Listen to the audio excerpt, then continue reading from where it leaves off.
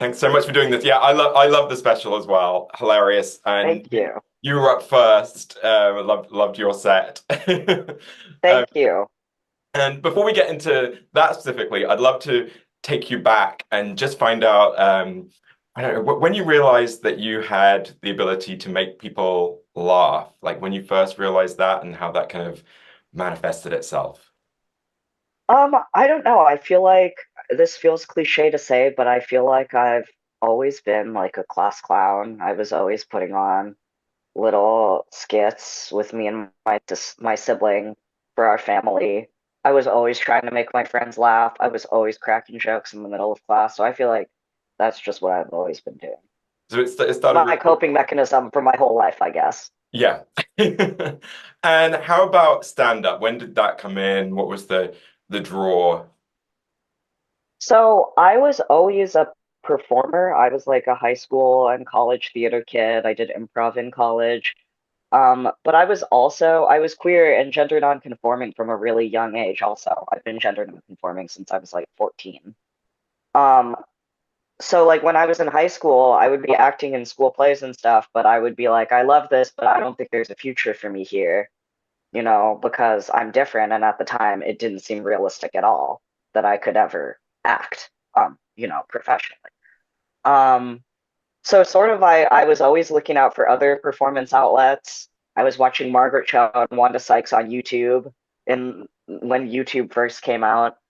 And then when I moved to New York, basically stand up, I was like I could pursue acting and proper stand up. And stand up is the only one you can just start doing without joining a cult. So I started, and fortunately, it's also the one that comes most natural to me. And the rest is history. Yeah, it's interesting that it doesn't involve quite as much as I don't know, like yeah, putting on a play or something like that. I guess you just need to find a venue and a spot and obviously have your material and be prepared. But Oh yeah, stand up is wild and free. There is no infrastructure supporting us. So there is no union. I was saying during the strikes that stand up comics are always working because we have no gods, no institutions, and no dignity. We're just free falling. But is to say that like anytime somebody wants to try stand up, they can start for better or for worse. yeah. And was it largely Brooklyn where you were kind of honing your skills and getting your start in stand up? So I want to say I live in Brooklyn currently, and people have identified me as like a Brooklyn comedian because there's a huge queer scene in Brooklyn now. But I don't identify that way. I'm a New York comic. I lived in Queens originally. I've done comedy in all five boroughs. I was in New York mostly, but I really, especially in my first few years, was doing stand up in Manhattan, Queens, and the other boroughs. Before there was the scene in Brooklyn that there is now. Uh-huh. And I guess in being in New York, like you say, you have all the boroughs, like all those different venues to perform in. So I guess that gives you like a wealth of places to, yeah, to Yeah, perform. lots of different reactions, lots of Yeah, different types of people. different audiences. Yeah. You mentioned Wanda Sykes and Margaret Cho, I think earlier. Would you Mhm. cite them as sort of your comedy heroes and inspirations? Totally, totally. Margaret Cho, especially, she's a queer Asian American woman from San Francisco. I'm from San Francisco. I grew up watching her. Like, I never had this moment that, a lot of marginalized people speak about that's like, oh, I never saw myself on TV. I never knew that like I could do this. I didn't have that. I was watching Margaret Cho literally being like, oh, there's people doing this. Like, so I was kind of emboldened in almost a delusional way that I was like, oh yeah, like there's a ton of like queer people of color doing stand-up comedy who are very successful. And then it wasn't until I started doing it that I was like, oh, I was pulling from a very small sample size. And that is not actually the reality of the industry. I like that. Well, delusions, yeah, can serve us Hmm. and empower us to like in a good way. Delusion is the gas that keeps us going. Yeah. And how would you describe your approach to comedy? I am I'm your new queer best frenemy. Uh, I am here to maybe talk about some stuff you've never heard of before, but everything's gonna be fine. We're just gonna sit down and talk about it. Um, and it's gonna be very chill. You might learn some things, you might get kind of turned on. I can't be responsible for any of that. But yeah, I would say that's my comedy. And how about more specifically when it comes to talking about gender and sexuality? What would you say your approach is there? Um, I mean, I think that as, a queer and trans stand-up comic, I get asked a lot about like talking about gender and identity on stage. But I would argue any comic is always talking about gender and identity on stage. A straight white man comic who like humps a stool or talks about going on a date with a girl, that's talking about gender and sexuality.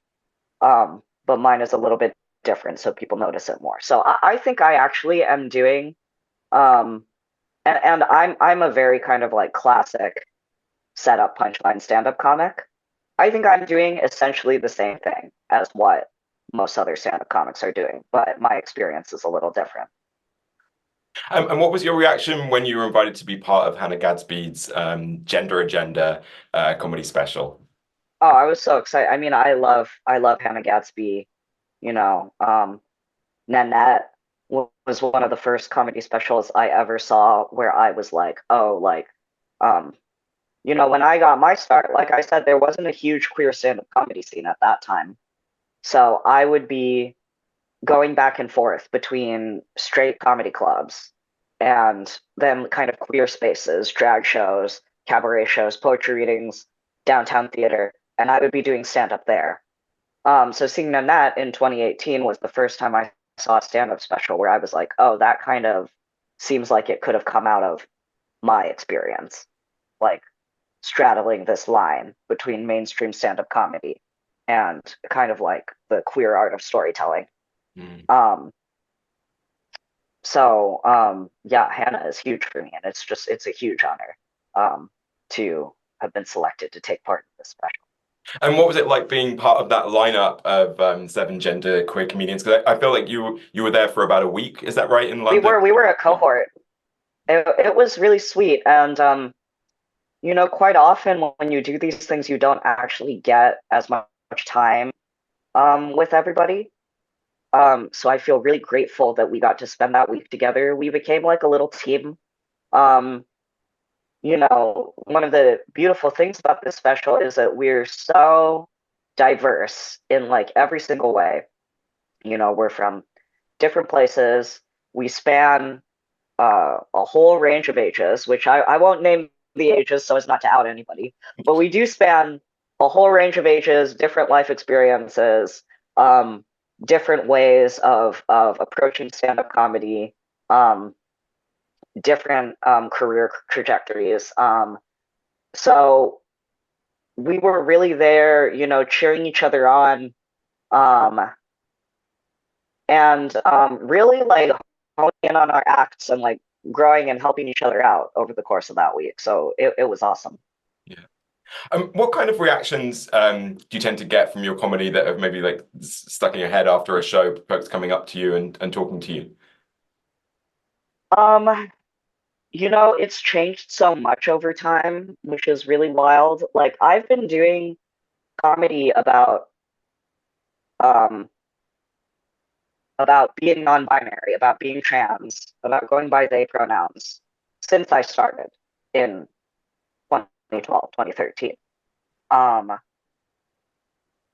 and I remember back then, sometimes people would come up to me afterwards. I would be talking about they pronouns. And I remember one time a guy came up to me afterwards and was like, oh, was that they thing real or did you like make that up for the stage? And I was like, wow, that would be such a way to make my life more complicated if I had just made that up right now. Because he had never heard of that. And now it's a whole different world. The conversation around everything about that has changed so much. Um, Now something I love is I get a lot of parents of trans kids who come to the show. And sometimes even the trans kids don't know who I am. It's the parents who came to see me because they wanted to learn more and to support their kid. And I think that's amazing. Well, I've already been seeing some great reactions to this comedy special. Hmm. People on Instagram sharing what I posted and saying I've already watched it 3 times, and I mean this it had only been on like Hmm. 2 days at that point, so that's pretty incredible to see. People are so hungry for this sort of content. People want to laugh and they want to have fun. And especially queer people who are have been historically like made fun of um, by stand-up comedy. We actually do love the craft and like we want to laugh, and I think Yeah. that that's showing that. Yeah. I'd love to just ask you a little bit about Our Flag Means Death and what it was like being Hmm. in the writer's room. And that's something I was talking about fan reactions that has an incredible, Totally, very active, vocal fan base. Yeah. totally. I mean, being part of Our Flag Means Death was awesome. The writers' room of that is also extremely diverse. Um, we the writers rotated in and out, so it was a little different every time, but there were multiple um, non-binary people of color in the writers' room. Again, all of different ages, different ethnic backgrounds, different genders too within like the non-binary umbrella, um, which is so rare. And I think that diversity of point of view shows through in the show, and it obviously really people connected to it a lot.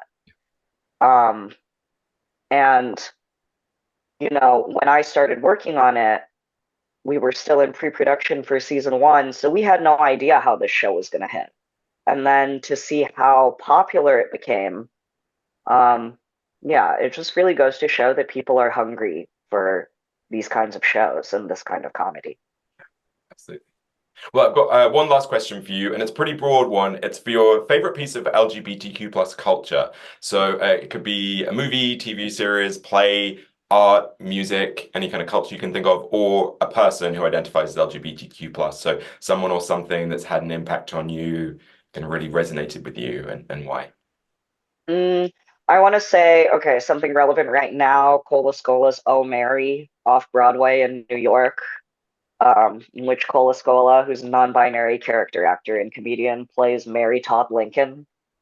Um, it's an amazing play. If anybody is in New York and has the opportunity to see it, you can't miss it. I mean, there are so many things that are just in my psyche. I want to say the movie Bound, like then I think it's from 1994 or 1995 by the Wachowski sisters. Before they were the Wachowski sisters, they made like the greatest lesbians versus the mob movie of all time.